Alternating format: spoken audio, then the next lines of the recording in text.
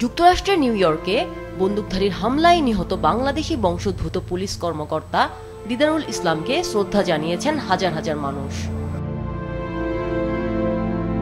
বৃহস্পতিবার নিউ ইয়র্কের পার্কচেস্টার এলাকায় দিদারুলকে আনুষ্ঠানিকভাবে শেষ বিদায় জানানো হয়। তার জানাজায় অংশ নেন হাজার হাজার মানুষ। নিউ ইয়র্ক পুলিশ বিভাগেরও কয়েক হাজার সদস্য উপস্থিত ছিলেন। তাদের প্রত্যেকেরই কণ্ঠে ছিল দিদারুলের আত্মত্যাগের প্রতি গভীর শ্রদ্ধা আর কৃতজ্ঞতা।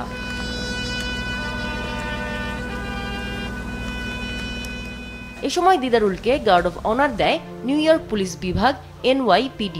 তাকে মরণোত্তর ডিটেকটিভ ফার্স্ট গ্রেড পদে পদোন্নতি দেয়া হয়। আনুষ্ঠানিকতায় উপস্থিত ছিলেন নিউ ইয়র্কের governor, city mayor, police commissioner, আইন প্রণেতা সহ অনেকে। সব মশার বিরুদ্ধে সুরক্ষা দিতে এলো বসুন্ধরা এক্সট্রিম অ্যারোসল, মশার বিরুদ্ধে এক্সট্রিম সুরক্ষা। অনুষ্ঠানে NYPDর কমিশনার জেসিকা টিশ বলেন, দিদারুল নিজের জীবন দিয়ে অন্যদের রক্ষা করেছেন। তিনি এক নিঃস্বার্থ বীর। গার্ড অব অনারের আনুষ্ঠানিকতা শেষে জানাজার জন্য দিদারুলের মরদেহ পার্কচেস্টার জামে মসজিদে নেওয়া হয়। জানাজা শেষে নিউ জার্সির টোটোয়া ইসলামিক কবরস্থানে তাকে দাফন করা হয়।